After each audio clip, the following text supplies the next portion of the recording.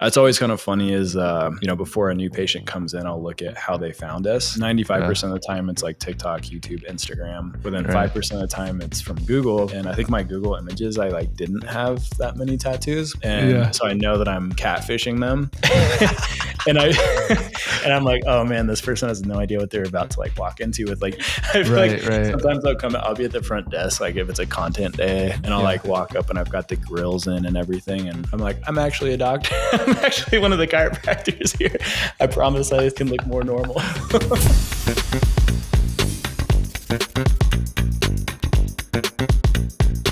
What's going on, everybody? Another Body Never Lies episode here. I got my guy, Dr. Christopher Dorsa, fellow chiropractor, fellow content creator. He's doing big things. If you haven't already seen him, you're definitely going to see him around. What's going on, bro? It's content day. So we're making some more content. So yeah.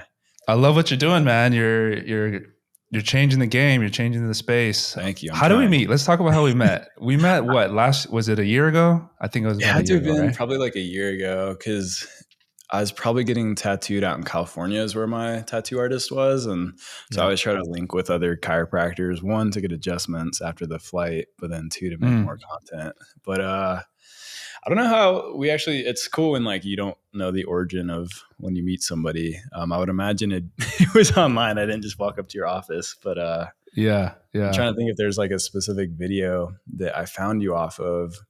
I know you had the one video with like the cracking spaghetti, I think, that blew up. Yeah. Is that like your most viral video? No, not really, actually. I thought that one would be a little more popular, but yeah. I don't know, but I like that one was that one was like more of a comedy sketch kind of thing that I thought of. But you know what's funny? A friend of mine was like, "Hey, I saw that video of you using the celery for the cracking sounds. Is that really what you do for everybody when they come in?"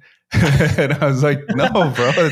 It's clearly a comedy skit. Like that was the whole point, was to like dispel that myth, you know." But I might have to do another one to clarify. Yeah. I feel like it's funny sometimes. Like if I'm doing like a knee adjustment, like my knuckle get caught in it and it'll crack, and I'm like, that was my knuckle. I'm not trying to be tricky. Right. Does that ever happen to you? Or like I do, yeah. In some of my videos, I'll be like, "Oh, that was me," and I actually keep it. It's kind of funny. My elbow or shoulder will pop sometimes if I'm doing the hug. Yeah. But hey man, let's get into this, man. I got some questions for you. How did you get into the world of chiropractic? Like, tell me about your background. I know you were a gymnast, right? At one point.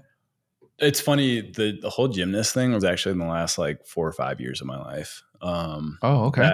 I found that with a certain rehab style, functional range conditioning. That's actually what got me into one of the coaches that was the gymnast coach. He was at the seminar with me, and so he was teaching that same stuff in his class, and that's what got me into gymnastics. But I think the original question was how I got into chiropractic.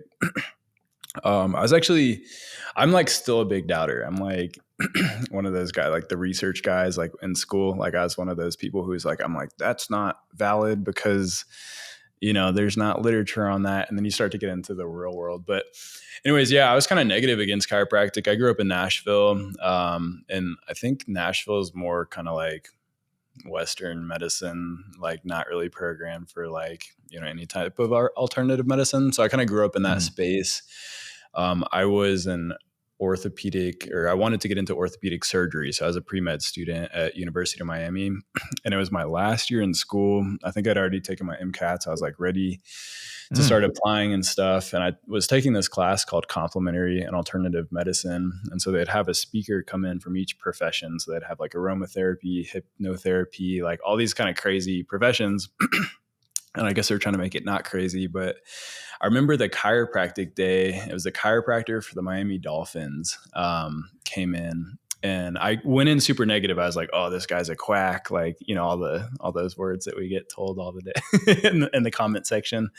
Wow. And But then he was a chiropractor for the Miami Dolphins. So for me, that kind of like changed my mindset. I was like, okay, if like this pro athlete is getting this type of care, there's probably more to it.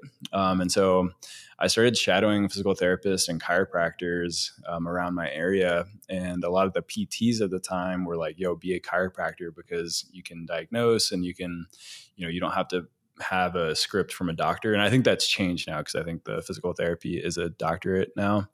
Yeah. But yeah, that kind of opened my mind. And then my mom had chiropractic care for like a back issue that she had for so long. And she had tried like everything. And it was kind of like a last resort. And she got really good results. And so it was kind of the combination of those things. And when I started shadowing chiros, I was like, oh, this is way cooler. You can like see somebody like hunched over, like walking in, and 15 minutes, they're like skipping out of the office. And so that was kind of, I knew I wanted to be hands-on. That's why the ortho surgery was kind of appealing to me. But being able to be hands-on and being able to actually see that person in real time improve versus like, all right, like you'll be better in 3 months after your recovery was a little bit more appealing to me. So that's kind of how I got into it. Okay. So after college, then you went straight into chiropractic school? Yeah, I took like a 7-month break. The plan was to go right back into chiropractic school. And I remember like, they're like, all right, like it's time. And I was like, I'm mentally just not ready. I was a big nerd in school. Like I had a marine and atmospheric science major, biology major, minor in chemistry, and then I was pre-med as well. So I did like way too much. Like I didn't need to do all that. So I took 7 months break in between, and then I went out to chiropractic school in Palmer West, which RIP, I guess they're about to be gone. Where are they located? The one they're in San Jose, California. Oh yeah. There's 2 Palmers, right? There's one in California and there's one. Iowa's like the OG, like first school, and then they also have one out in Florida. So okay. I had already kind of done the Florida thing, so I was like, let's go check out California. Yeah. When did you graduate? I graduated in 2018. Yeah. Okay. Looking at my diploma. Yeah, March of 2018. So I've been in practice for 6 years. Somebody's been, I've been telling people for, I don't know when the switch happened, but I've been telling people like 5 years, or I've been like a year behind for the longest time. And I think I posted something on IG the other day. And I was like, yo, here's my 5. It was like the graduation picture. I'm like, I've been doing this for 5 years. And somebody commented and they were like, yo, it's funny because we're in the same class and I've been doing this for 6 years. And I did the math and I was like, oh. I was like, you're right. So in my head, I don't know when that switch happened, but I've been lying to people. Yeah. Sometimes we do that with their age too. Like I forget, like, wait, what? Yeah. How old are you? 38. 38. Yeah. Man, you got the genetics, man. I thought we were the same age. How old are you? 33? I'm 32. Yeah. 32? Okay. Yeah. Nice. Still young boy in the profession. Yeah. So when you went to chiropractic school, you're very critical. I mean, because you kind of have that sort of, I don't want to say medical training, but I mean, that's kind of your background. You're very science oriented. Right. So you're going through school, you're being very critical. Was there ever a time when you questioned some of the concepts? Because, there's like the straight chiropractic, the diversified, evidence-based. What was that like for you? Yeah, I think, I had some mentors, like student mentors that they're very into the literature of things. And I think that kind of gave me, and I think just school in general, like it's very political. I don't know how it was for you, but I feel like, you're being told like 5 different things. And like, even within the same school, like teachers are arguing and, not agreeing with each other. And so I think our profession, we're just, it's stemming from so many different things. And now we're pulling from physical therapy and, acupuncture and, all types of different stuff. And so I think I was very cynical for like a lot of the things like scraping Graston, like looking at the literature, like I'm like, oh, it doesn't actually do this, or you're explaining it the wrong way. A lot of different things like activator. And then I got into practice and I was like, you get requested like, hey, can you do this for me? And I'm like, sure, I'll do that. But, I disagree with it. And then you start to see good results and, happy faces. And it's like, okay, you have to, what was the science-based Evidence-based? SBC, yeah, evidence-based chiropractic or evidence-based medicine. Kind of the three aspects. One is patient-centered care. Two is the research. Three is like clinicians' experience.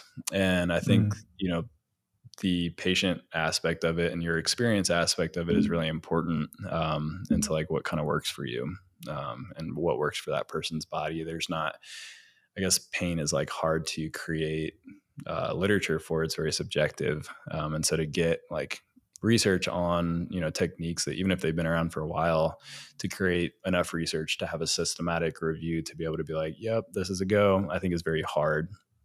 So Right. yeah, I think in school, I was like one of those people who was always like arguing with the teachers and that type of stuff. And then as I got into the real world, I'm like, okay, like a lot of things work for a lot of different people. Yeah. I went to SCUS, SUHS, and we were evidence-based. Definitely not a lot of philosophy. Yeah. And I can understand why. I think there's some aspect of sort of legitimizing our profession to the medical world. They really emphasize being able to have a dialogue with a medical doctor or an orthopedic surgeon and sort of being able to present a patient to them or refer a patient to them, using proper terminology so that they respect us, and also making sure that we're not sounding too woo-woo for them and speaking their language. And they really hammer that. And I understand where that comes from, that mindset, and I appreciate that. But like you said, pain is so subjective. What works for one person may not work for another person. And who are we to say that's not science-based or that doesn't work because there's no literature on it? Right. It's very, very dynamic. Lots of, yeah. Sorry, I'm super ADHD. So when you said we're doing this for an hour and a half. All good, man. I'm the same. Cavitation, even the fundamental aspect of chiropractic is so controversial, right? Like we can't really prove what cavitation is. We can say it's gas bubbles releasing from the joints. Yeah. First of all, there's already a misconception with the public. Everyone's scared we're cracking bones. So we know that's not the bones cracking necessarily, but is it the gas bubbles releasing? What's cavitation? What do you think that is? Man, it's funny you ask like 5 different chiropractors the same question or how to explain something, and you'll get 5 different answers. But ultimately, at the end of the day, we're still doing the same thing. Right? I always kind of take it from, have you ever seen that research study or where they did like an MRI video of the joint being cracked? I don't think I've seen it. I've heard of it, but I haven't actually seen the video. There's a pretty cool video. I think they add audio to it to make it make sense, but they just put somebody's finger through like an MRI video, and you can actually see the little gases being released from the joint capsule. And I think they have literature that goes around with it saying that like that took up about 30% of the joint space, which related to increased range of motion. That's how I kind of explain it, as just gases being released from the joint as we kind of, create that facet shift or decrease in pressure in the joint that allows the gases dissolved in the synovial fluid to be released, as like a technical answer. Right. I don't know that I use that for my patient explanation. How do you explain it? I say something similar. I say it's like the pressure buildup. So when you have pain, there's inflammation, there's a lot of pressure that gets built up in the synovial fluid or the joint capsule. And the cracking sound you hear is like the pressure, the gas being released. I always tell them, when you open a can of soda and you hear the pop, it's the pressure being released. So I kind of use that example usually. Okay. Yeah. Yeah, I think that was like a big thing in school too, is like when we start to dumb down the actual science of it, and we explain that to our patients over and over again, that now is like the reality of what we believe. If we kind of forget the actual science behind it. I don't know where I got off onto that, but man, in school, they really hammered to us that, patients are scared of the cracking sounds. Patients are scared of that noise. So make sure you explain to them what it is before you do it. And also be careful of posting about it on social media. When I was in school between 2009 to 2013, Instagram just came out. So it's brand new, but social media was starting to people are starting to be familiar with Facebook and posting stuff. Be really careful of, don't post your personal life on Facebook because the patients will, judge you. And also be careful not to post the cracking noises because you're going to scare away your patients. Yeah. So they hammered that into my head. And when I got out of school, I was not thinking of creating content. I was like, nobody wants to see the cracking sounds. So the content that I started making was actually lifestyle advice. So one of my very first videos on YouTube is just like me talking about lifestyle and diet and nutrition and, mindset and things like that. That's what I started with because they told us don't post videos of cracking. And then fast forward, 5, 8 years later, now it's like trending videos, and you know what I mean? Like I never thought that would be possible. Yeah, it's like changing our profession completely. I'm same as you. My school is very anti, like, don't post anything, don't post like your personal life, like it's gonna mess up your business. And then I think it was during COVID, I had just quit my job, so I worked for somebody for like a year out of school. Quit my job, and then a month later COVID hit. Government's like, hey, you can't do your thing anymore, and also like, you have no way of making money. So I'm like, oh shoot, like what do I do? And I was like, I want like a rehab library so that, when I do get busy, and because I'm very like rehab physical therapy based with my approach to practice. And so having that library was nice. I was like, I'm going to figure out how to, make videos, edit videos, and, just at least once I get started back with practice, I'll have this library where I can like send out to patients like, hey, I recommend this exercise. And I think during that time, I didn't know that I didn't know that YouTube chiropractic and Instagram chiropractic was like a thing at that time. That was probably like 2019.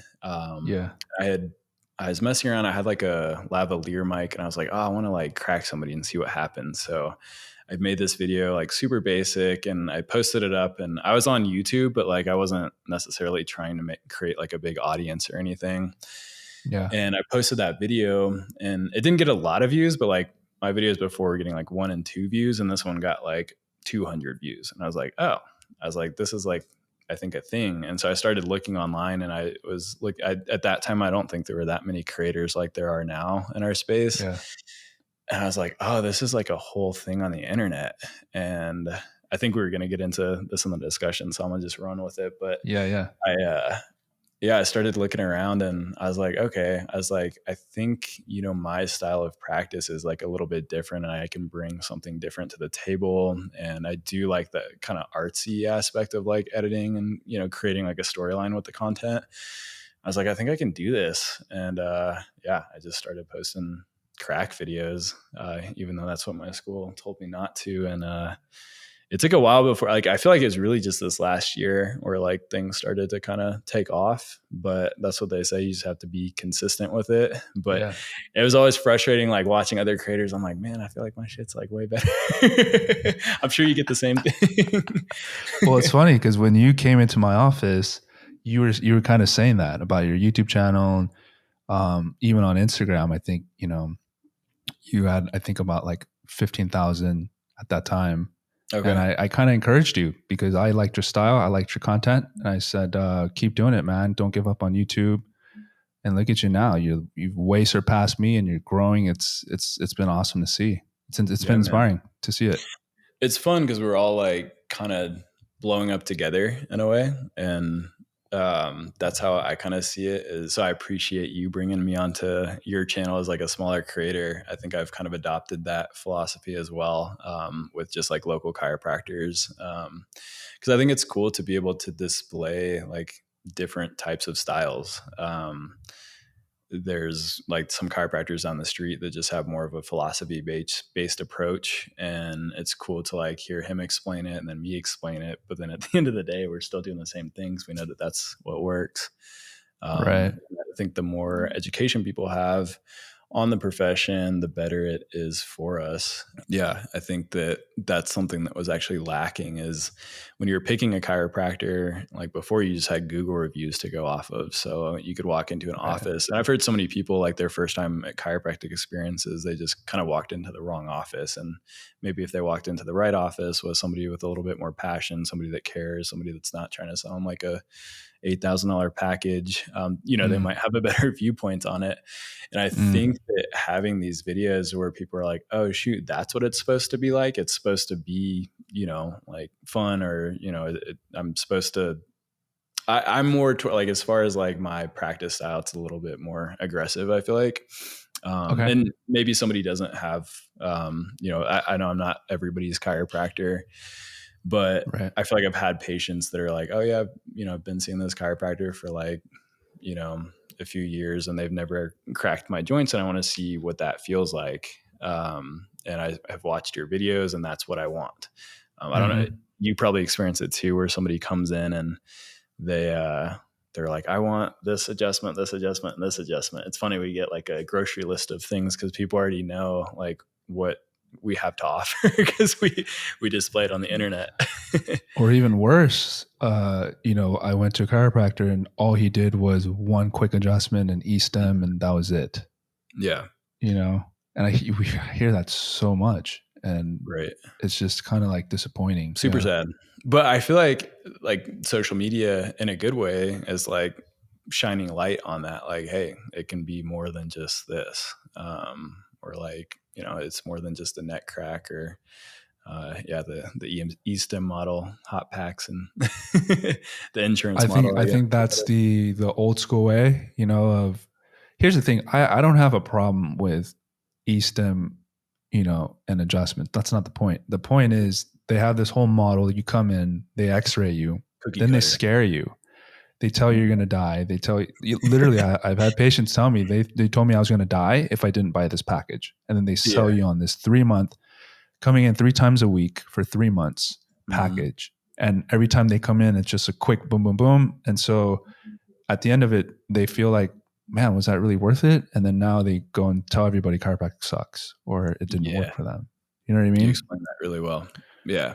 Yeah. I had a patient that had come in the other day and they had just bought like, that really expensive package. And I think those chiropractors maybe are really good at like selling that service without actually delivering it yet before you buy the package or something. I'm not sure how that works, but it's really frustrating to, it was cool working with that patient, but it was such a simple thing that like we just did some range of motion testing, reintroduced the motion back into there. And then it was like mind blowing. And to watch that person, I'm like, and you saw the chiropractor like 20 times before you decided to kind of switch and they didn't do any of this stuff or, even like, I'm like, how did it just doesn't make sense to me. If you're going to be selling somebody an $8,000 package, like, you better deliver like something that's going to help them like by the end of it. Like, in that patient, it was a thing where like philosophy wise, like if you want to come in, if you feel like chiropractic, I'm very like, I guess like chill with my treatment plans. It's kind of like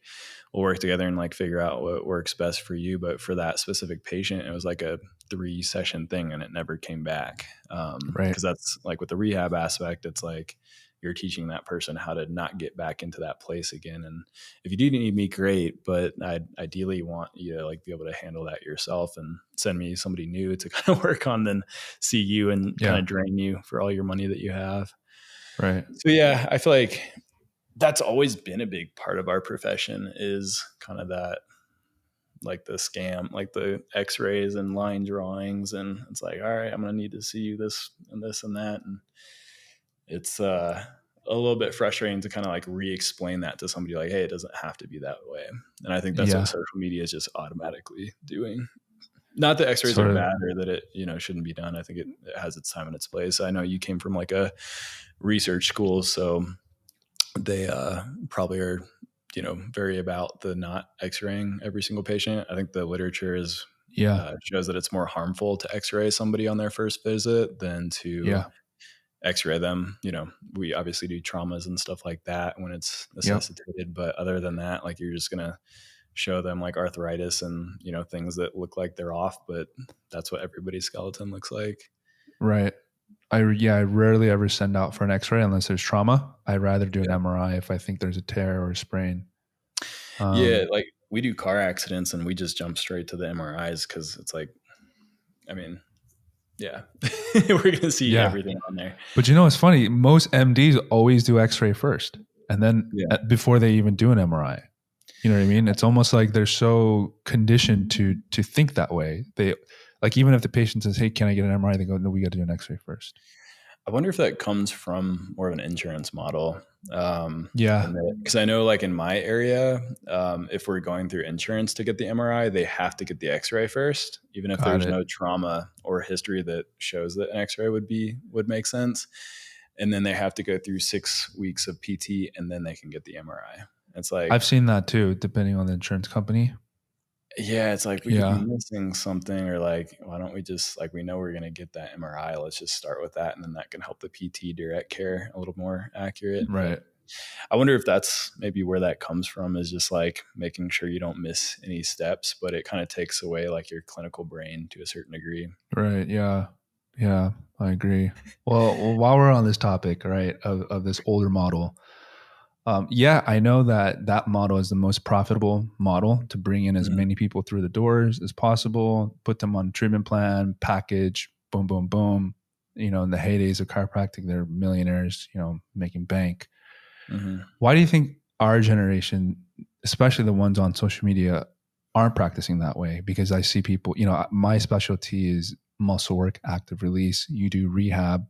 We see other younger docs, they do Graston, they do laser, they do, you know, why do you think that's becoming more common versus the classic way?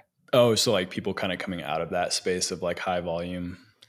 Yeah. I think that I feel like physical therapy and chiropractic are slowly starting to merge as we pay more attention to literature. Ideally, a physical therapist should be treating the same way that a chiropractor should be treating.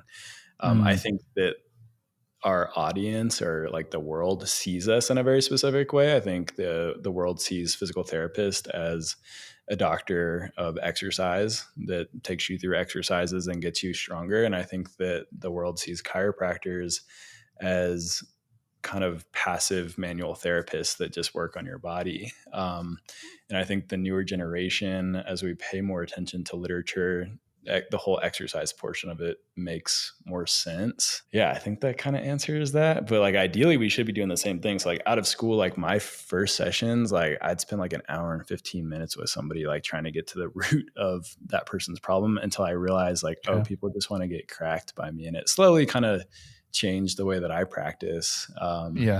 Especially now with like social media, because there are channels that are really good at physical therapy and exercise and rehab. And I think I tried to push into that space in the beginning. And then I realized, I was like, oh, they're doing a really good job. I'm going to let them keep doing that. It's like the thing that I think we differ from or the thing that, you know, gets the views and the things that, you know, we physically do differently than other professions, is the cracking stuff. And that's what people want to see. So I feel like my content has gotten dumbed down too, just like crack hype type content. But I know I'm getting off topic, unless I answered it. No, because there's PTs now doing adjustments too, and they're trying to make that, because they know that the views are there. So I see PTs now doing adjustments, and that's all they do. Yeah. And it's a funny thing. Yeah. I've doing the podcast stuff. Like I love what you're doing with it, but I feel like that allows us to kind of get a place to show like, hey, we actually know stuff beyond just like cracking bones. And it's like, you know, we did go to 8 years of school. Yeah. Cause it's funny. I always tell people, I'm like, honestly, I could teach my mom how to adjust somebody in like a few weeks. Like it's not that crazy of a skill set to have. Obviously we have like the experience of seeing like 20 to 30 people a day. And so we're going to be more proficient and better at it, and understanding like, you know, it's different for each body. But, I feel like the adjusting aspect really isn't that like crazy of a skill set. You learn it when you're in high school with your buddies, just, you know. Being a technician isn't very hard to learn after you practice, you know, X amount of hours. But the art of it, the intuiting, what do they really need beyond just the cracking? I think that's where, the skill and expertise and sort of the art comes from, right? Because I'm sure you have patients that come in and you just sense today that maybe we need to talk about this, or we need to address this in addition to just the adjustments. Totally. And that's what kind of separates, I think, those styles of practices that are seeing, 100 people a day versus seeing like 10 to 15 people a day is, the cookie cutter. Like if you're seeing 100 people a day, there's no way that you can take notes on that many people and know what's going on in that person's life to be able to help them the best that you can. And I think for a lot of people, that is all that they need, is like a quick adjustment. They kind of know what they need, and I think that's fine. And that's kind of how I am. Right. I'll walk over to Dr. Widgie's office. He's our other chiropractor here, and be like, "Yo, can you get this right here?" And it's a 2-minute session because I know what it is, but I don't think that that's fair to make that assumption for patients or people in the real world that they know, where they should go to get whatever they need. Yeah. So in 2020, you started posting, right? I believe so. Yeah. 2020. And were you consistent right from the gate? What was your cadence and because now I know you post like every day now, sometimes twice a day. Like what was your cadence then? And then how did you get it up to what you're doing now? Yeah. So when I first started posting, I still tell people this, for people looking to get into the creator space, I really like the channel Think Media. They tell you like how to shoot off your cell phone, what microphones to get, how frequently to post. I remember their big thing was like post 10 videos and like see what happens. So I posted like 10 different videos between like education, crack stuff, PT stuff, and just put it out there into the world. I was super nervous getting into it. I'm very introverted. And so I've kind of had to learn how to not be so judgmental of myself. One of my biggest insecurities is speaking. I'm good one-on-one, but as soon as there's a camera in my face, I'm like, oh, maybe 1 million people might watch this. I kind of forget everything I know. That's why I'm doing more of the podcast stuff. But yeah, when I first started, I think I tried to just post my first 10. It was during COVID, so I had like all the time in the world, but I think it would take me like a few days to edit a video, and then it gets like 50 views and you're like, dang, I worked really hard on that. So I think that was, but I was just doing long form content because it was just YouTube. I don't think I was really like putting that over on TikTok or Instagram at that point. And so the videos would take me forever to edit. And then, so I was probably posting like 3 times a week, just kind of seeing what like you could read in the comments. Like people were like, oh, post the whole video. And I didn't know that was a thing, because I would kind of skip past like the stuff I thought was boring. But on YouTube, I don't know if you're like big into the YouTube space. I just realized my computer is going to die in a little bit. But on YouTube, people were commenting. They're like, hey, we want to see like the assessment. We want to see like you just talking to the patient. And I realized it was more of like an ASMR community that will put the video on and just like watch it to fall asleep to. And so I started posting longer videos, like 30 minutes long, and they get more views. And I was like, oh, okay, people want to watch the boring stuff. So here it is.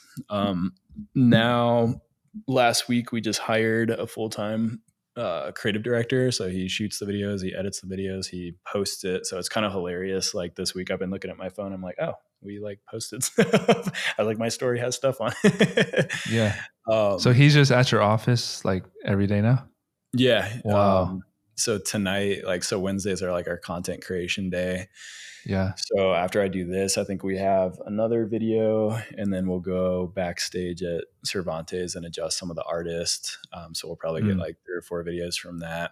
And then we kind of, on Mondays is like our planning week. So I think right now I have like a file of like 60 videos that I just haven't gotten around to posting on Instagram. And so I'm like, hey, try to bust through all these and just like get them out into the world, and then we can start to kind of like formulate a new era or brand of like video editing that we're doing. So you'll start to see some like different content coming out. But yeah, it takes a whole team now to kind of do what we're doing. So I've got him full time. I have an agency out in LA. They've been flying back and forth, and they're trying to create more of like an actual TV episode where they research the person before they come in, and they're like, hey, ask them, these questions if there's any boring spots while you're doing soft tissue. It's just, it has like a whole team, like it's scripted now. to some degree. That's something I always get self-conscious about. I'm like, man, like my audience has heard me say the same thing for like 100 videos. Right. I think Dr. Tubio does a really good job of like all of his content. Like he does a really good job with his neck adjustments.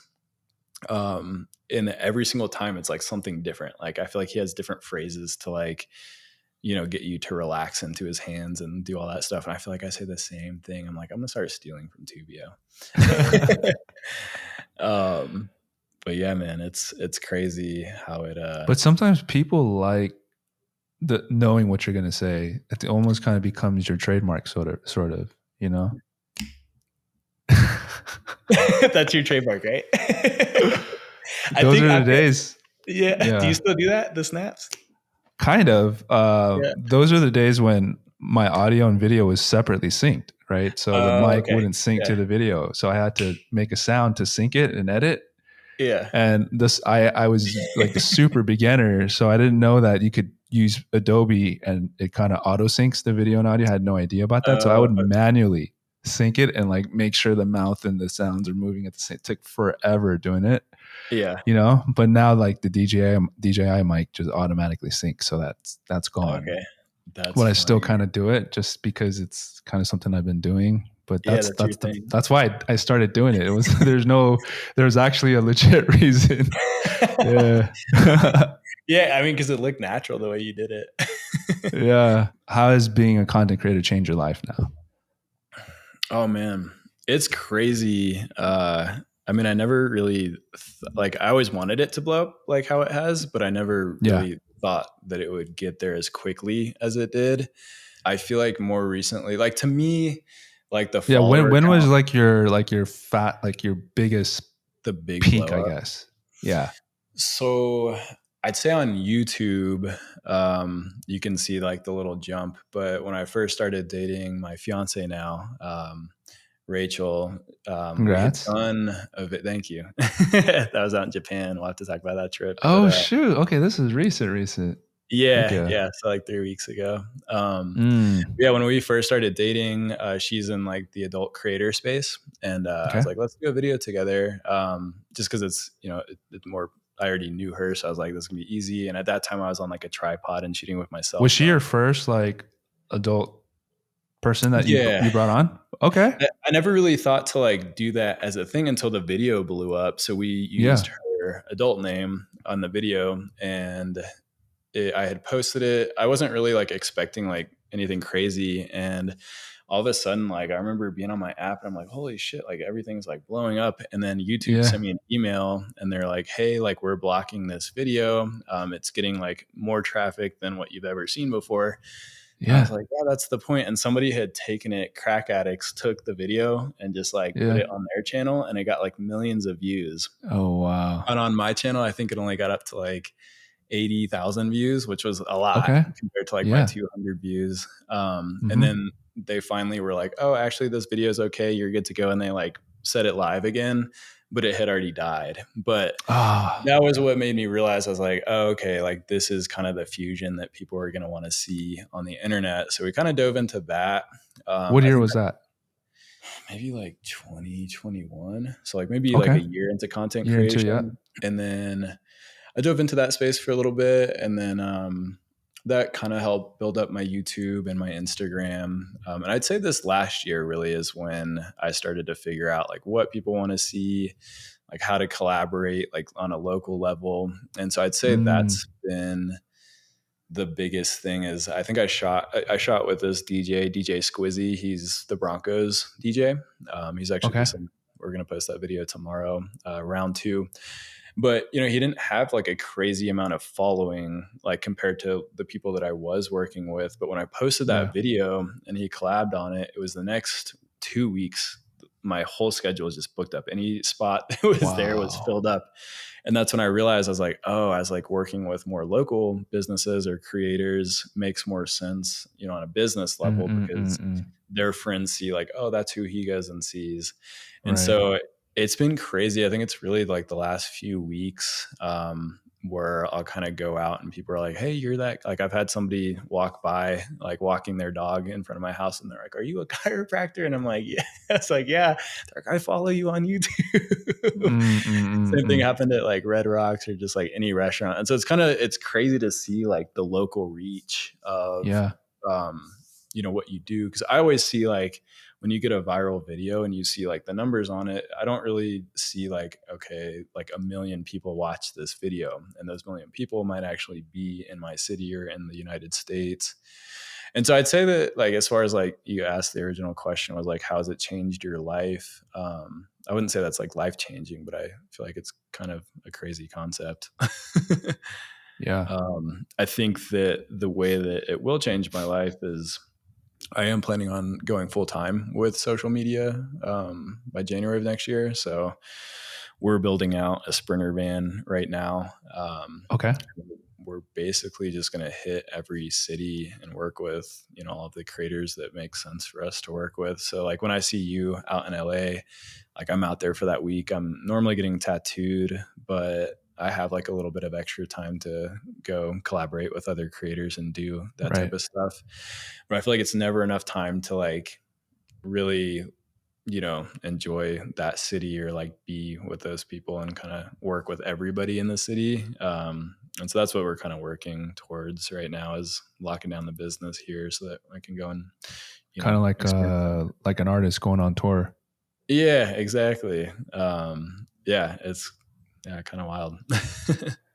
Well, 2 questions. One, do you think when you started posting daily is when you had kind of like that glow up last year? Because when we first met, I don't remember you posting like that, and then I noticed you started posting like you went on a, like you just like boom, let's post every day, blah blah blah.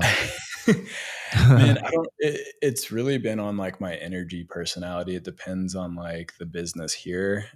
Like my typical work day is like I start seeing patients at 8:30 and I usually end at 6:30. And then if I've shot videos throughout the day, I'll come home, I'll eat, and then I'll kind of edit until like 11 o'clock or midnight.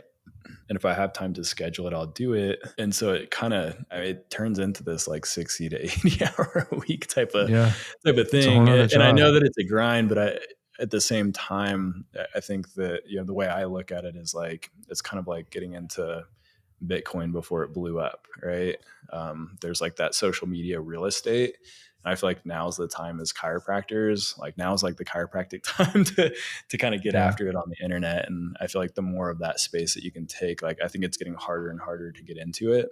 When I started looking at YouTube, I feel like there were only like 5 chiropractors on YouTube, but they all had like over 1 million subscribers. I think the only person was like Dr. Tubio. I think I started following him at like 50,000. I think he just broke 1 million, but I think it's because he's different. He was able to kind of like reach past those like older creators.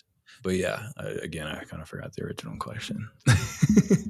Oh, I was asking like, do you think because you started posting every day, that's when you started seeing the growth and the reach and, the opportunities? Yeah, like the more videos you post, obviously, the more chances you have to go viral. I think like my most viral video on YouTube was just a totally random video. I didn't like it was backstage. It was somebody that I didn't really know who he was beforehand. He didn't necessarily have like a huge social media following, and I posted the video, and then like 3 weeks later, it started to go viral. I think it just broke like 20 million on YouTube. Nice. But it's because he was viral on a video on somebody else's like live stream from like 3 years ago, and people were like, "Oh, that's the dude from this live stream." Yeah. I was like, "This is a long form video." It's a short form video, and I think that's what's kind of changed like the YouTube game. I think because we just hit like 550,000 this morning. Holy shit! But I think it's all because of short form videos. I think YouTube's really trying to push that right now. So if you go full time, right, full time making videos, are you driving the patients towards the other chiropractors at your office, or how are you going to turn that into, patients want to see you? Like, how do you see that playing out? Yeah. Do you know Dr. Bo? Yeah. Hightower. Yeah. Of course. So we did a video like maybe like 2 or 3 years ago. I had driven down to New Mexico to go hang out with him, and he just has like a really cool mindset around social media, and the profession as well. I think we talked for like 3 hours. It could have been like a whole podcast, but we chopped the video down into like 20 minutes or so. You know, he said when he started blowing up on YouTube, he would have like lines out his door. People figured out his address, his phone number, and all that stuff. And so when he'd walk into the office, he'd have like just lined up people. I think to the point where he had to like take his practice off the internet and like change the phone number and like take his name off the door. And so I think he's at a point now, I think he owns a few clinics, but he basically trains all of his practitioners to do the exact same thing that he does. And so that's kind of what I'm doing. So we just hired our new doc. He's been in practice for like 14 years. He's very rehab based. So like he'll take people on like an hour-long session through exercises. So we have a gym in the office. Love it. And I think in a lot of ways, it's funny, he's like super tatted as well.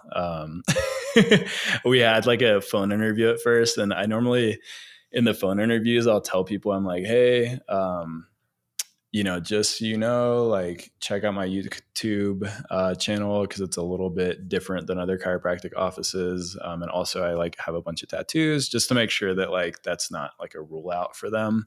Right. And he was like, oh, actually, I'm like fully tatted as well. I was like, oh, perfect. I love how there was no judgment because we were on the phone. So it's like, I don't know what he looks like. He doesn't know what I look like, but we had already vibed. And I was like, I think I want to hire this guy as long as he can adjust me. And it's nice because I can truly tell people, like when I went to Japan for 2 weeks, I was super nervous because I didn't have him yet. And I didn't necessarily have somebody that I trusted, like that was the same, you know, style as me that could mimic it. Yeah, he crushed it.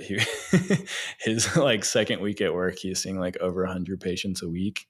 Wow.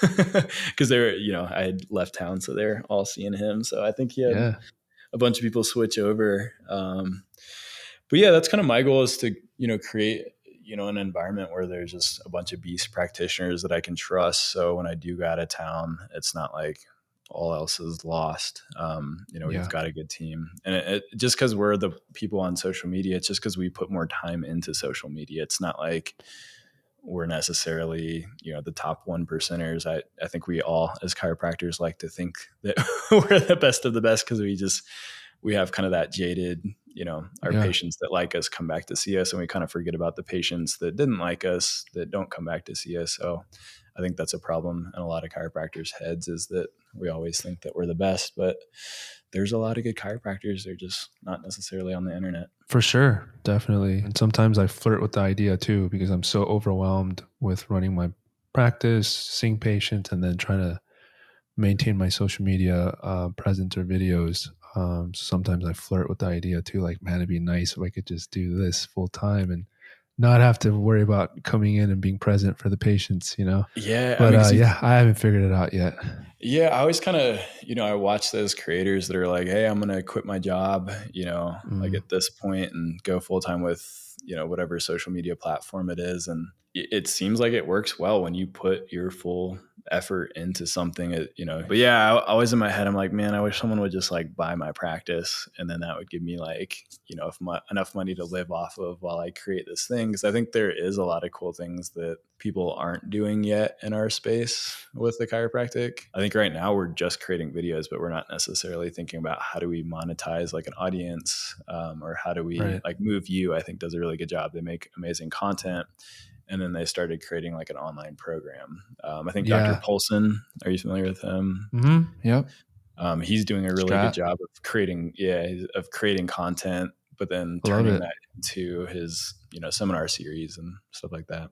And speaking of content, I think the chiropractic space on social media is changing too, because like you said, in 2020, 2021, the video started trending. A lot of people in the world had never even seen something like that, didn't even know it was possible. They're like, whoa, cracks, amazing. And it was like a huge thing. It was so new to people, right? It was fresh.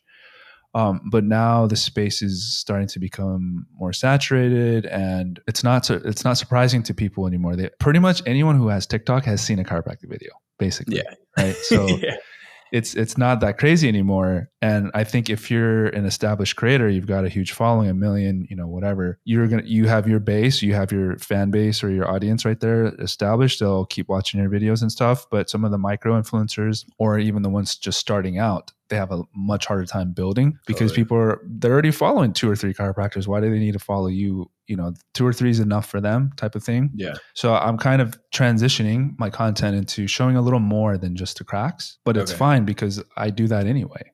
I do more than just cracks anyway. So I'm sort of transitioning into showing more of the treatments and seeing, kind of changing my content style a little bit too. My style in the beginning was like cracks, attractive women, and that was cool that you get views and all of that. That was fun, but I want to be more authentic, show more of myself, do a little bit more of education and more of my spiritual side, more of my intuition, show more of that kind of stuff. You said you have a different editing style coming up. Like what's been your transition, evolution? Well, I wanted to kind of talk about you for a second. When I first met you, I just thought like we're going to make a quick crack video. Like it was going to be this like, quick 10-minute thing.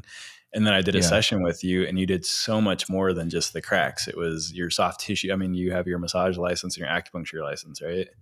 So when I got into that session, you started working on me. I was like, oh my gosh, this is like the best session I've ever had. I was like, how much do I owe you? Like, this is so good. But all you see on the internet is the crack stuff. So you never really know that person's like full style. And so I feel like you have a lot to offer with your content. Like you have a lot more than you do than just the cracks. And so it'll be kind of cool to show like, hey, our profession, everybody knows about the cracks now. Let's start to transition it into like the reality of it. Like this is what, an actual session would look like. Yeah. And then you were asking, the new editing styles and things like that. Like to a certain degree, I think some of the edits will be more hype based, like have you ever seen those videos where it's like the MMA fighter getting knocked out and somebody like rolls over and they're like, well, you know what I mean? I'm starting to see more of that.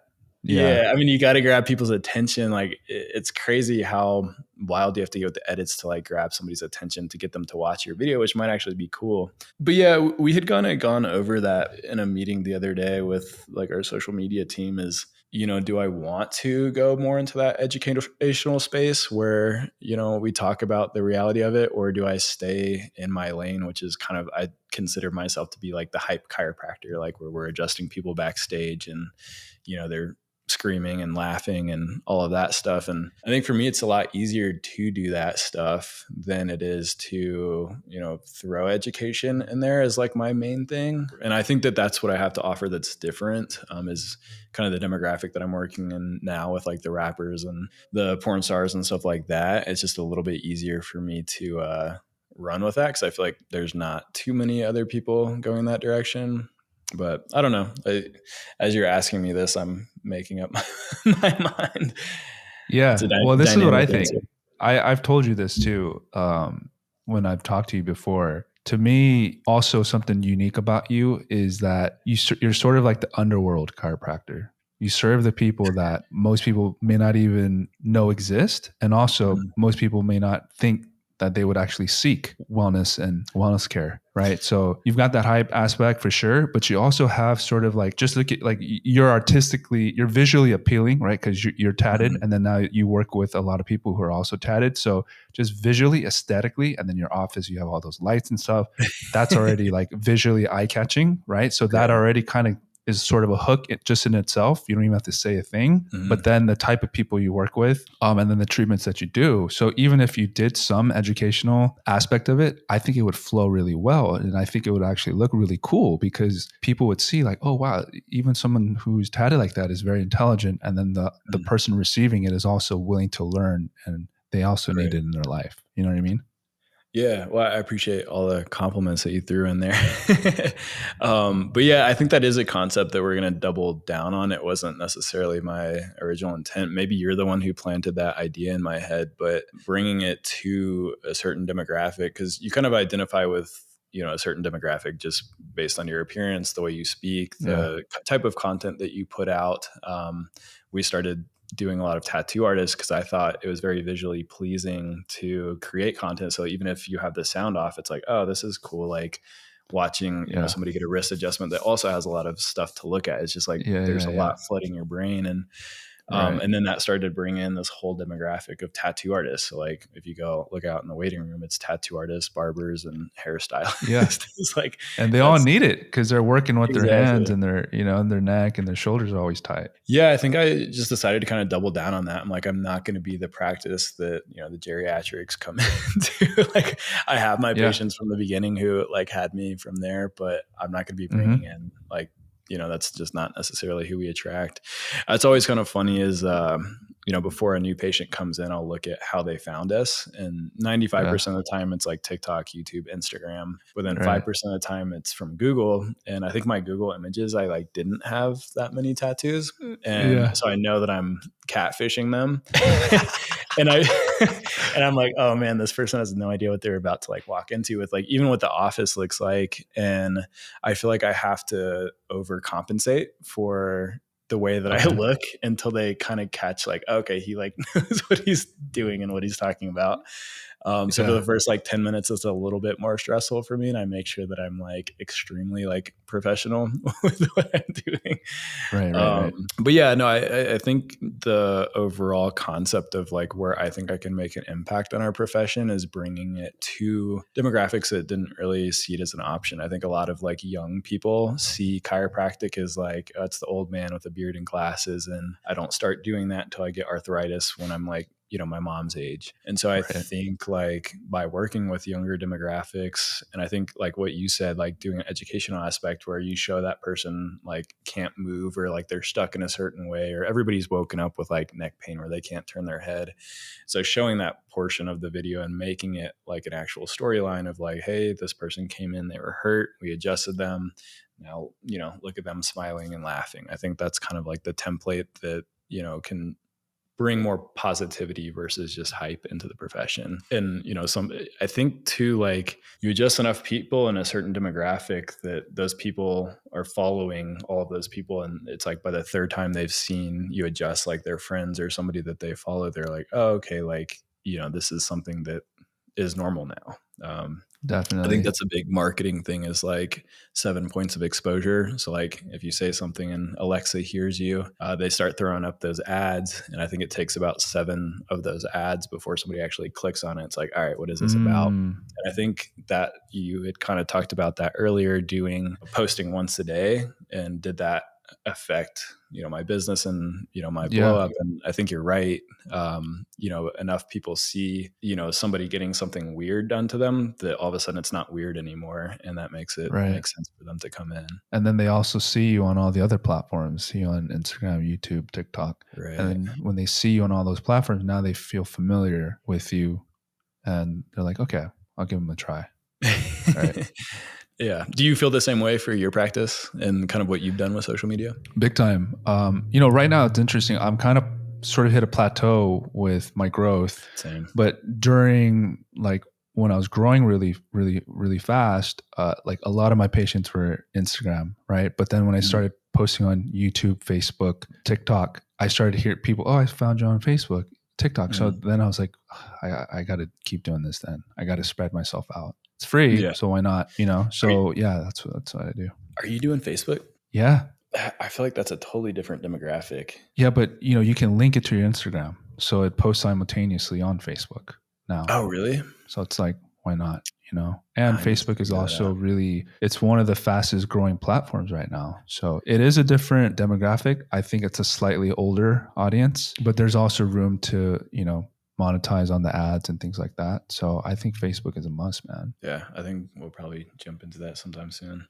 Yeah, and what's cool is you can start uploading all your older videos onto Facebook like once or twice a day, and that'll actually grow your, that'll work on the algorithm, and you'll grow quickly because you'll have so much content to throw up on there. Be like, okay, this is somebody who's actually trying to do something. Yeah, I think I have like a file that's like 0.5 terabyte of just like all my past videos. So it shouldn't be how do you keep track? Like if you have 60 videos ready to go, do you ever forget like, oh shoot, I didn't post this one? Or I'll have people in the DMs hit me up and they're like, yo, did you just not like my video? And I was like, oh my gosh, I was like, I completely forgot about that. Now that I have a team, because I'm pretty like ditzy like in the real world, I feel like my ADHD gets me a lot. I was the kid that took my test in like a separate room where I got like extended time, Oh, and okay. like no distractions and stuff. So that's really like, that's one of the biggest things for me, is like not being able to stay organized. But I think now that I have a team, that's like their actual job is to make sure that nothing slips through the cracks. But yeah, I for sure, I'm like, oh, I forgot about that we even shot this video. Because when you start shooting like 5, 6, 7 videos in a day, it kind of, you get excited about the one where you're like, oh my gosh, that dude's cracks were so loud, or his reaction was so funny. So you go and edit that one, and then you kind of, you keep moving through the day and the week. And how many cameras do you have? You still just have one? Dude, it's funny. I was walking by. So we have a room in the office that is dedicated. It's like where our social media dude, Chris, where he edits. And I was walking by, and he had 4 different cameras that were in front of him. I was like, I'll be Dorsa. So we both have the same name, Chris. I was like, you're going to be Camera Chris. But I think when we were shooting a podcast here, I haven't uploaded any of the episodes. We had some kind of drama with the team that I had hired, unfortunately.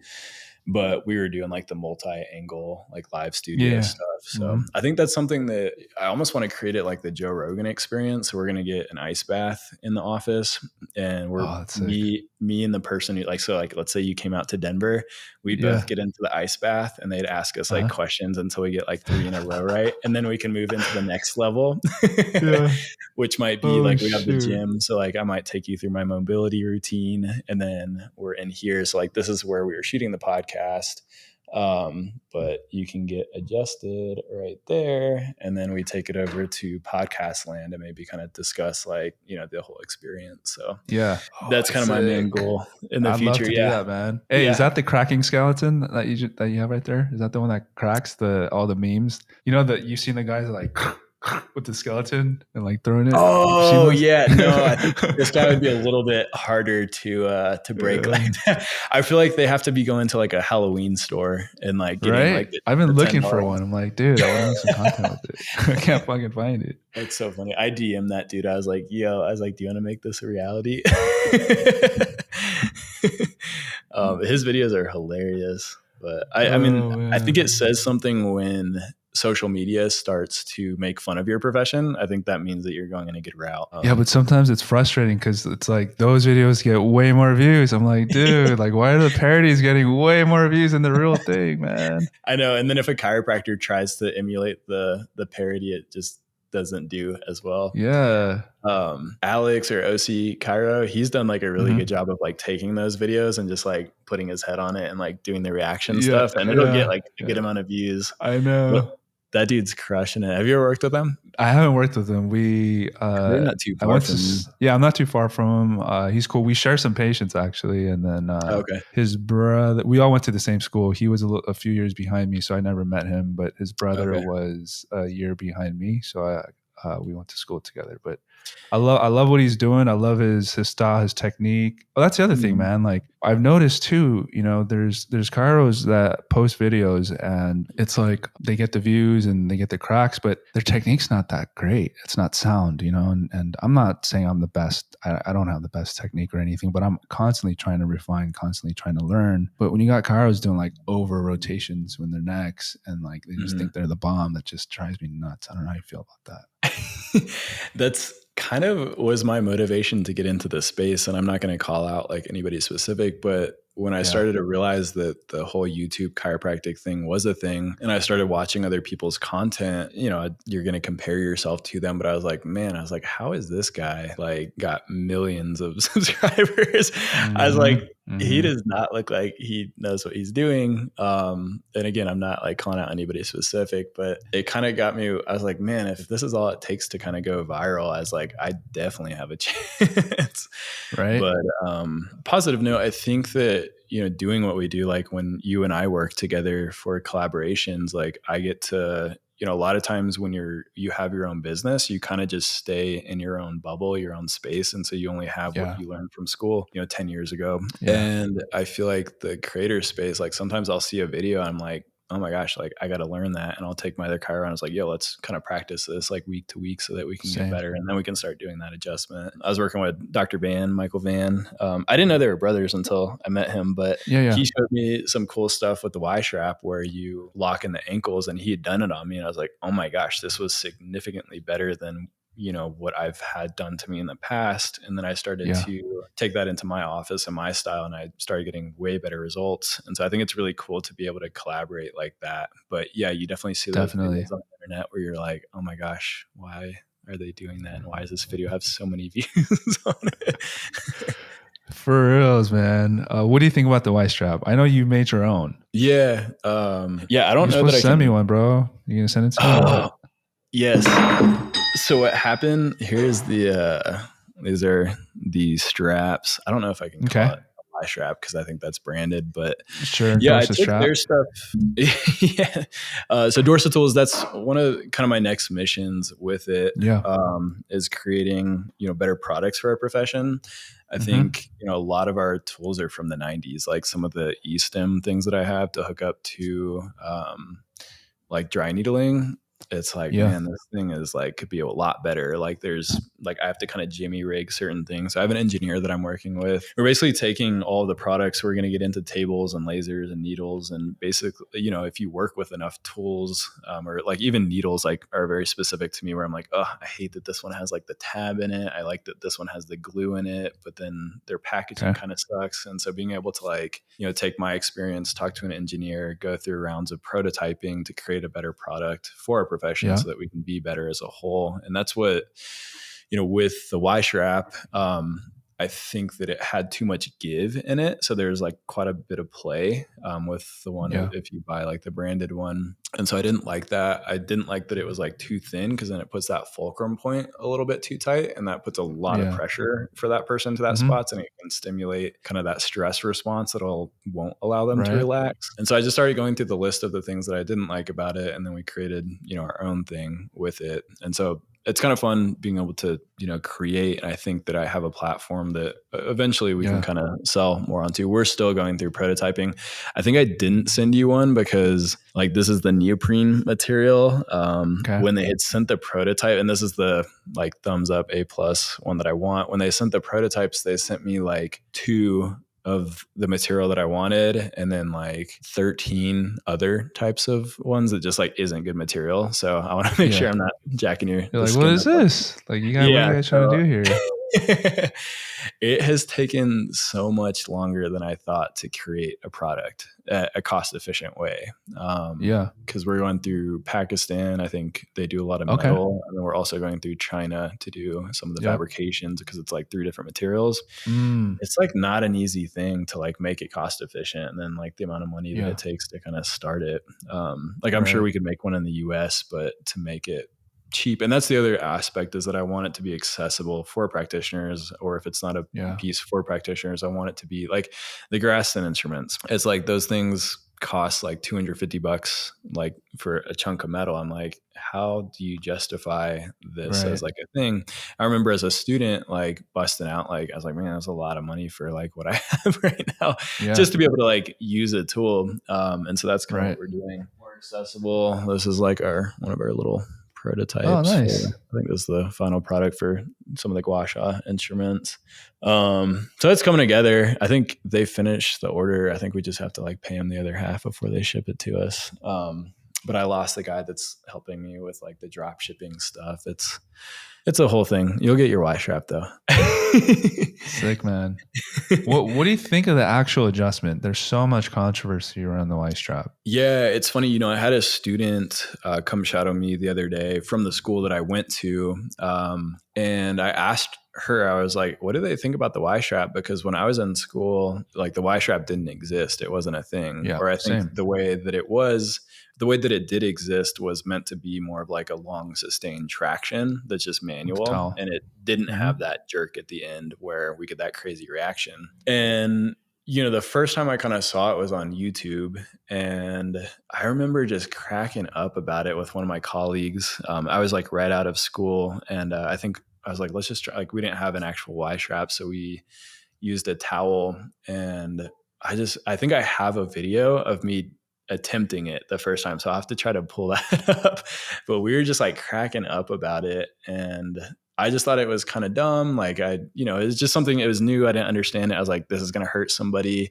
And I think that's all the feedback that it gets. And I think in school, a lot of those professors aren't in practice to where they can actually say that they've had experience doing it to kind of get, and there's obviously not enough literature on it. It's only been around for like 5 years, and the way that we do it now is how it's seen on the internet. So yeah, I started with a very negative viewpoint, but then you get asked enough by patients to do it that you'll eventually, it's like, all right, like I'm going to listen to the people. And I started doing it with patients, and I started getting really cool results for certain issues that I wasn't able to take care of with my current, line of therapies that I do, especially in like the CT junction area. And there is like it looks like we're just like pulling really hard, but there is like some set of skill set to kind of get good at it, as far as like tension, how hard you're going. There's a lot of skill set, your language. And and so now, I mean, as you probably are, you're a YouTube social media chiropractor. Like that just kind of has to be something that, you can do. I think that like with my demographic, it's like a lot younger. I can do it with most of our patients, but if I were to have an older demographic of patients, I probably wouldn't be using it as much. For me personally, I don't like it the way that it feels. I'll feel really good for like a day or two, but then I'm sore for like the next week or two. I have a few disc herniations in my neck, and so it'll kind of aggravate that stuff. So it's hard for me to kind of say honestly on like how I think about it, because I see my patients are stoked. I have patients that they're like, literally, if that's all you did to me, like, and it was a 2-second appointment, like I still pay you the same amount of money. Like this is the only thing that works for me. Or the patients that have seen, 10 other chiropractors, and they're like, hey, like I've seen 10 other people, like I just can't get this area to move. I'm like, well, let's whip out the Y strap and see if it gets it. And just watching their reactions and the relief that they get from it, I think kind of confirms its validity. But again, it's something that you do have to use like a clinical brain for. Like you're not going to just bust it out on every single patient. I go through orthos, range of motion testing. Sometimes if it's somebody's first time getting chiropractic, which is tough because like a lot of times those videos are that first person's time getting chiropractic. So that's where you're going to get the best reactions. But I don't think that's always the best time to whip out the Y strap. Yeah, I agree. I feel the same exact way. When I first saw it, I was like, oh, I don't know about that. And that looks aggressive. And there's varying degrees of Y strap adjustment, right? There's people who are really aggressive and like pull people off the table. And then there's people who are a little bit more controlled. And I didn't realize the benefits until I had it done. I had it done on myself. I was kind of scared, but I had so much relief. Like I couldn't believe the relief I had, because I have some disc herniations and it felt so good. I was like, oh my God, I gotta offer this. And same with you, man. Is that something that you keep in your like self-care routine? Yeah, I try to get it done. Like once a month or something, but then I started doing it to my patients, and like you, man, I have a handful of patients that they love it. They swear by it. And that's, they're like, can we do the Y strap today? And I try to do it like every other week. I try not to do it every single week. So I kind of like, no, we did it last week. So like, and then the next week they'll come in and they're just like, you know what time it is? I'm like, yeah. And then we'll do it. But the reason why I asked you, bro, is because there's so many comments from chiropractors. I mean, we already get negative comments from the general public, right? But I'm used to that. But there's so many comments, usually from the older chiros. They're like, oh, that was never taught in school. That's, don't ever do that. That's so dumb. TikTok chiros, like they really talk down on us. And then there's chiropractors who actually make their whole content critiquing other chiropractors. Have you seen those guys? Yes. Like the anti-chiropractor chiropractors. Yeah. It's so trippy. But, they talk about the Y strap a lot. Yeah, the older chiros for sure. I mean, they just don't know. don't know yet. You got to experience that. But Right. I used to follow like a handful of the research-based chiropractors who like hate adjustments, and they're like, this is useless. Yeah. It's not doing anything. And man, if you go into their comments, it's so stressful. And it makes you realize like how many chiropractors there actually are in the world. I feel like my content, like I don't like you might comment on some of my stuff every once in a while, but like I feel like it's all like not chiropractors that comment on my stuff or that follow me. But when you go to those pages, it's like, man, like they're pulling up like literature and like arguing. And I'm like, and I've gotten into that space before. And I think I made a video. It was like one of my first videos, and I had called out, there's like the two orthopedic surgeons on YouTube, Chris Rayner and I forget the other dude's name.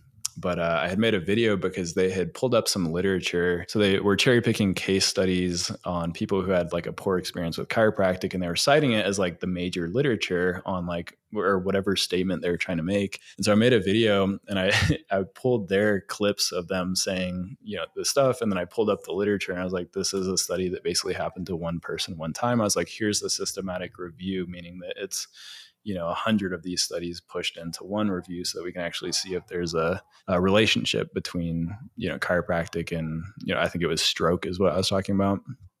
And so I made this video. I called him out. I tagged him in it. And I was a super small creator at the time. I was just kind of making the content for my patients regarding stroke, so that when they, ask that, I'm like, hey, like I can just send you this video. And I kind of go through all the literature and the research. And it is super condensed. I think it's like a 6-minute video.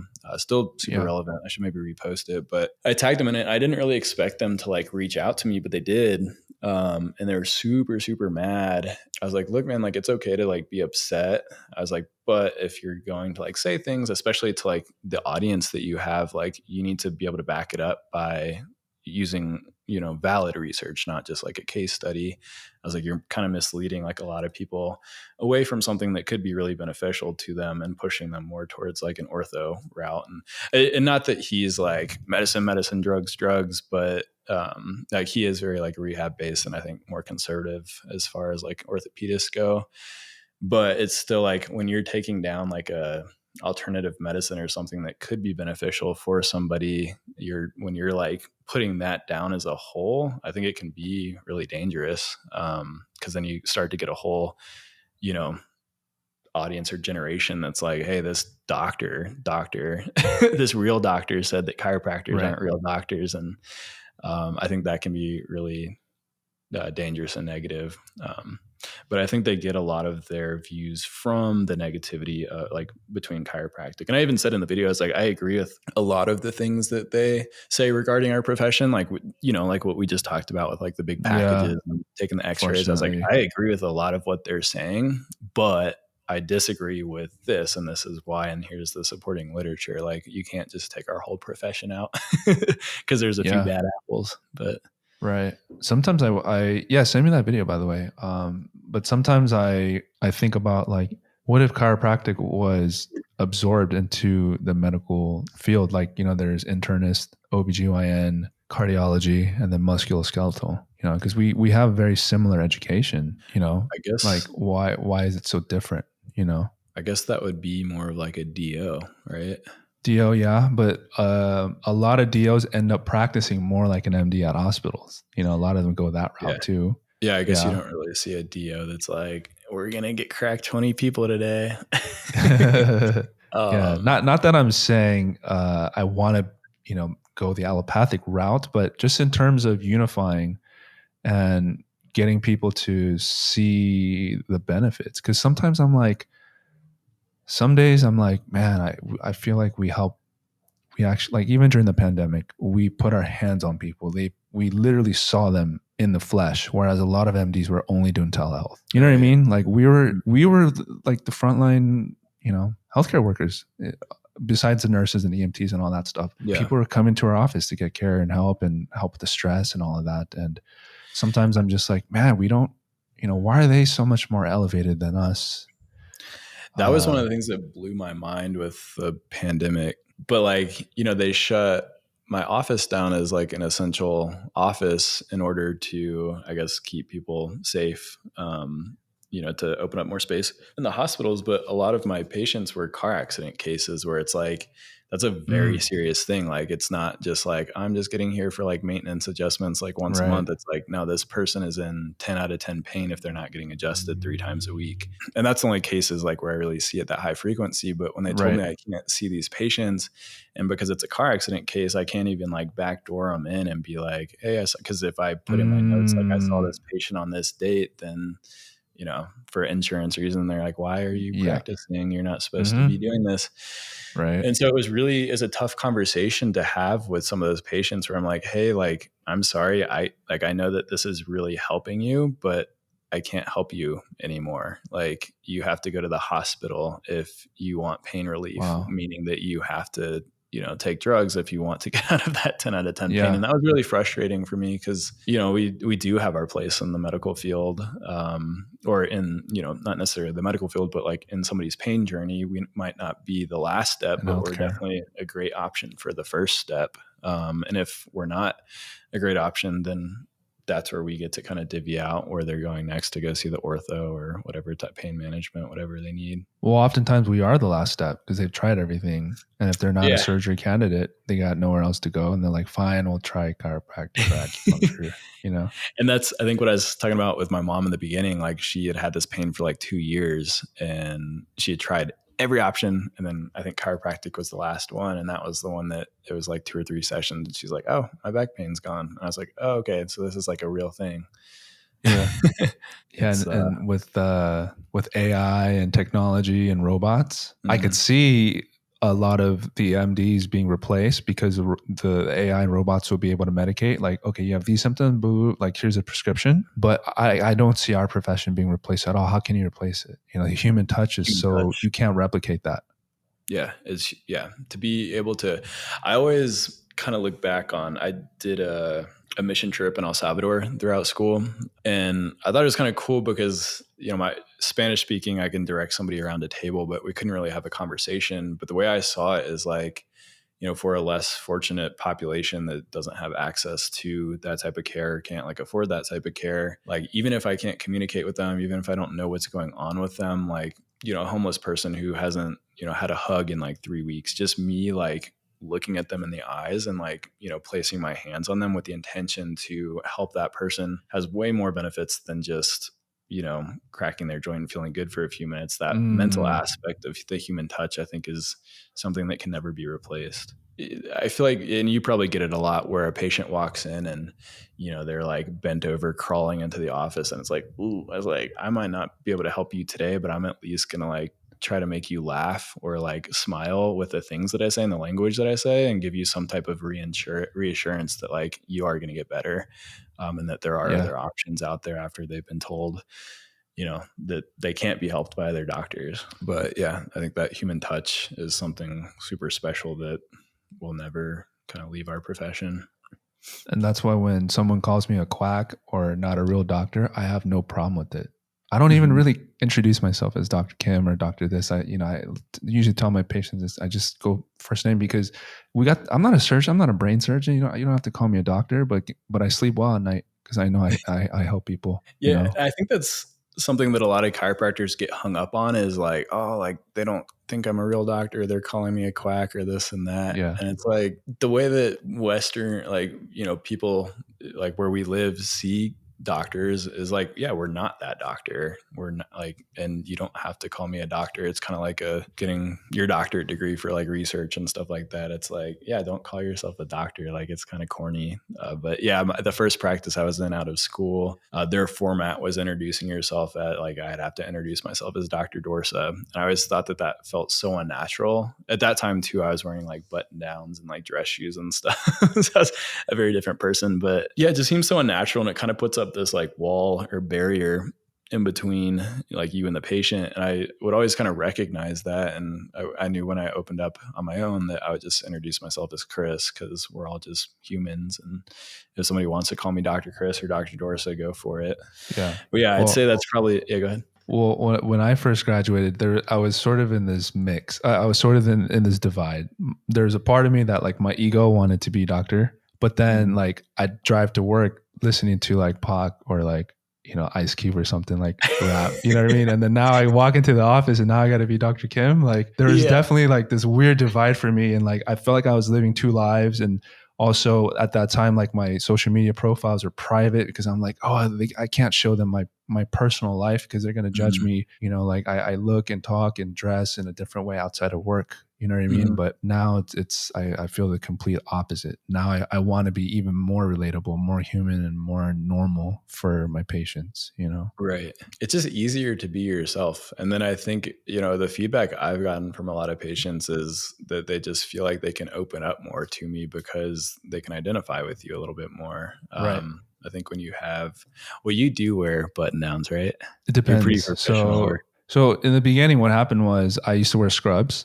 And when I would show up in scrubs, they thought I was like an assistant or like a medical assistant because I had like a baby face and didn't have any facial hair at the time. So I'm like, you know what? Let me. For me, at least, I feel like if I shave off my beard, they're like, you're 14 years old. They're like, yeah. So at that time, sorry, I cut you off. It's okay. Then I started wearing a dress shirt, kind of like a little more professional, and I felt like they kind of respected me a little bit more.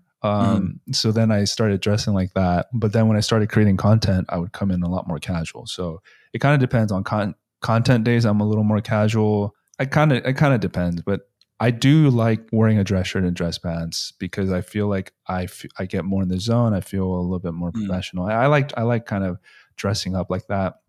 Yeah. But I'm also super relaxed too on some days. So it kind of depends. Yeah, I think that makes sense. It's like when you get a new outfit in the gym, you like work out harder. That's like been a study. Yeah, you get kind of into that mindset. Oh, is that right? Yeah, I think there's some studies that like if you feel like you just got a new gym outfit and like you're really feeling yourself in that new fit, like that your workout it goes a little bit better. Something Makes like that. Sense. The brain controls all that stuff. But yeah, I've been kind of toying with that idea because I wear scrubs at work. My closet looks like a cartoon character closet where it's just like 5 sets of black scrubs that I just throw in the wash, and that's been like game changer. You kind of have like a bodysuit, right? Like a one-piece scrub? No, it's just like a black shirt and then black scrub pants. But it's funny, like if I go out, I just pull the scrub top off and put a oversized tee on. Like yeah. But I've been playing with that idea because I'm like, there's this dentist that I follow on Instagram and he's a pediatric dentist and his office is just kind of like super cool vibes. He's got like a basketball court in there. He's got like all the games and stuff. And he doesn't wear any type of like dentist stuff. He's got like sneakers and just normal clothing. And he does that because the kids don't like see him as like this scary doctor. And he says it's just so much easier to work with them. And so I've been curious, or I've been kind of thinking about that concept. It's like I do like the scrubs and they're like chill and they, kind of fit the vibe, but I'm like, do I just like wear whatever I like? Can I do that? Can I wear that to work? Or does that create kind of a culture at work to where everybody else is like laid back too? So I do kind of like the uniformity of like everybody's wearing the same thing. Everybody's on the same level. You can tell who works here. I feel like sometimes I'll be at the front desk. Like if it's a content day, I'm kind of like you. I'll just wear like normal clothes on a content day and I'll like walk up and I've got the grills in and everything. And I'm like, I'm actually a doctor. I'm actually one of the chiropractors here. I promise I can look more normal. I remember one day I walked in and normally I'm just like in here all day shooting videos and I don't really care if like patients see me like that, like especially if they're seeing the other doctor. But I'd walked in and there was somebody from like a finance group from like car accidents that I work with that sends us like a ton of patients. And I think I had like the gold ones in, so I just look ignorant. Like I don't know why those just make me look like I have no brains. And I had walked in and it was like kind of too late to be like spitting them out in my hands, in my pocket. I was like, "What's going on, man?" Like he turned around because he was talking to our office manager. I had a normal conversation with him, but I knew that guy in his head was like, "Oh my gosh, like who is this like person?" This is the guy who owns the practice. Yeah. And I think I had like I kept it like short. Obviously, I don't want to have like a whole conversation. I asked Tia, our office manager, I was like, did he say anything? He's like, no, he thinks you're really cool. He wants to like set up a meeting with you. Nice. It's like, all right, cool. I don't think it really matters. Yeah. I think Sometimes when I walk in, I'm like, oh, I got to tuck my chain in, and my pants are super baggy today. Like I can't do anything about that. Yeah.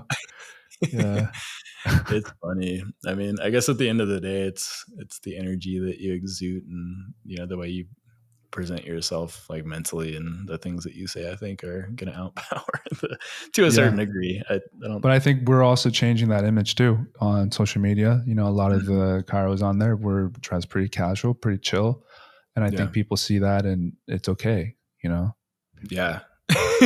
How long have we been going for? We started. This might be Dude, the I think we longest did hour and 45, almost 2. I was like, I don't think I have anything after this, so this worked out perfect. I'm glad we nice. Glad I got to spend some time. Hey, me too, man. This is so good. This is like therapeutic too. Also, like just rapping with another chiro and also another content creator. Because it's one thing to rap with another chiro, but another to talk with someone who's living the life and understands the grind and how hard it is. And a lot of my friends think I'm doing the social media for like the fame and the clout, and it's the furthest thing. I do it for my business. I do it because there's a direct effect. It's a lot of work. Like I wouldn't do this just for fame, or you know what I mean? Like I always think about that. Like, I said earlier, 95% of our patient base is YouTube, Instagram, TikTok.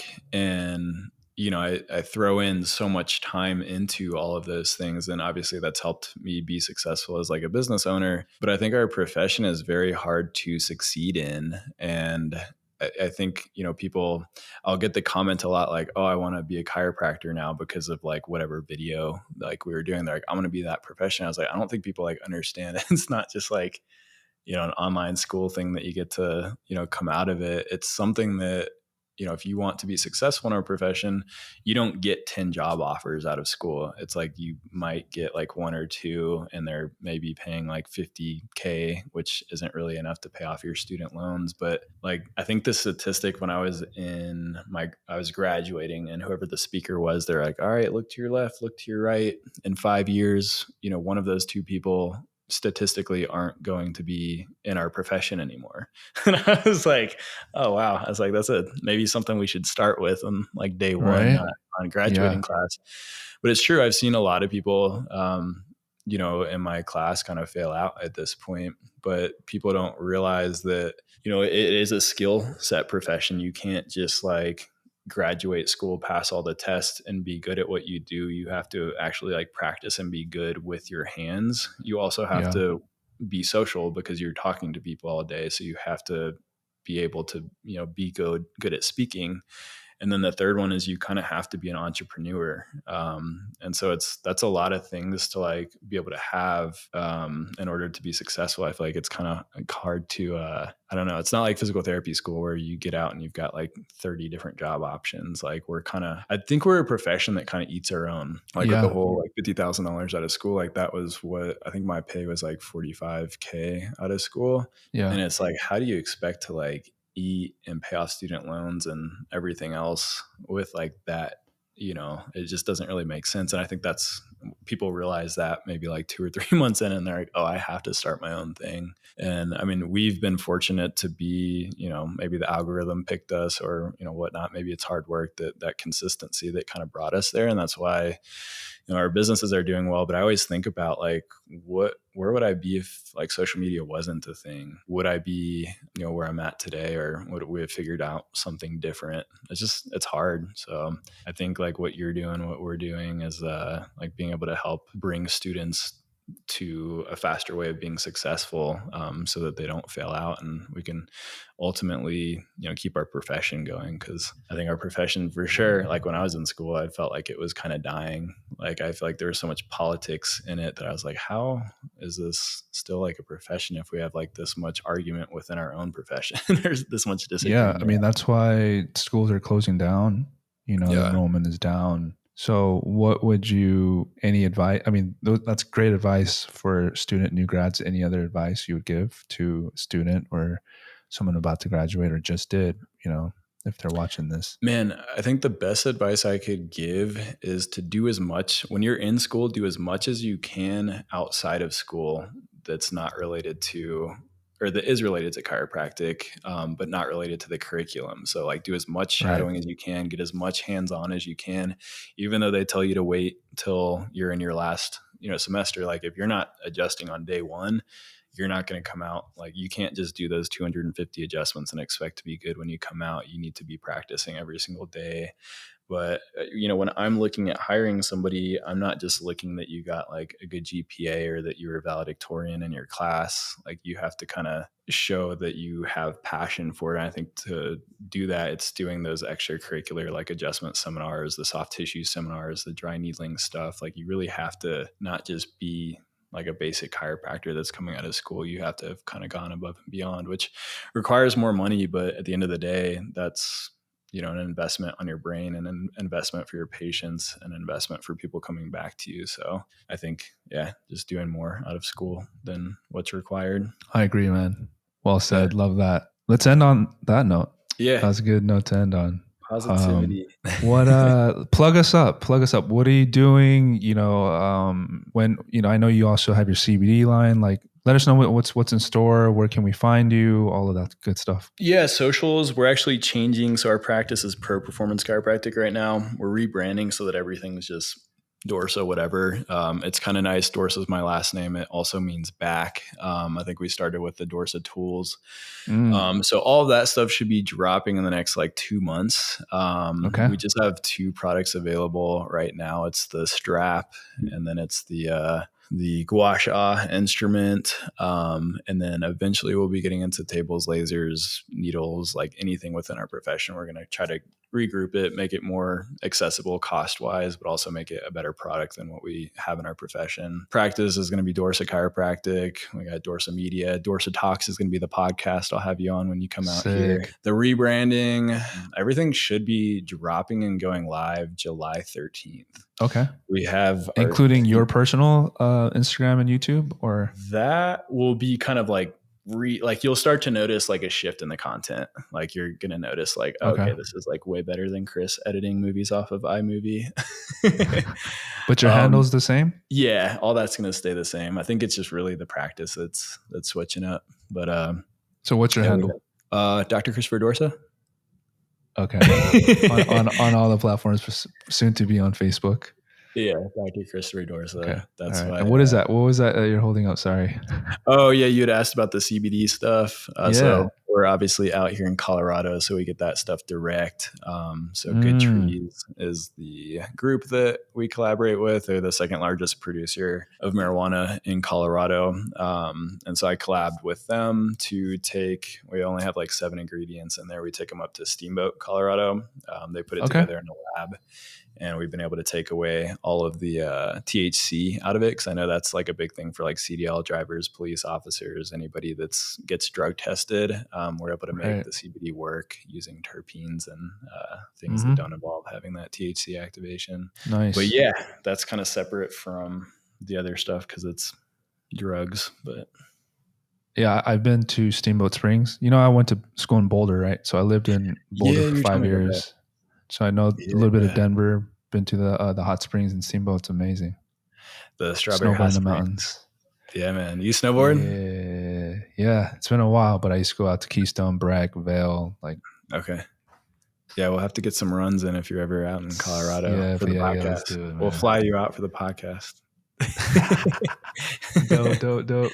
Hey, man, again, thank you so much, man. This was great. This is like a therapy session for me. Great connecting with you, and we'll do it again. Thanks for your time, bro. I know you're busy, so yeah, I'm excited. I guess people who are listening to this already know what platform, but I've just seen it on your Instagram. Do you have like a podcast? Yeah, Body Never Lies Pod. It's on Instagram. It's on all streaming platforms, but I usually post it on my page, Dr. Niskin page. Cool. All right. Awesome, I'll send it to you once we edit. Yes, sir. Well, I appreciate everything. Glad you're doing well, and we'll talk soon. Likewise, bro. All right.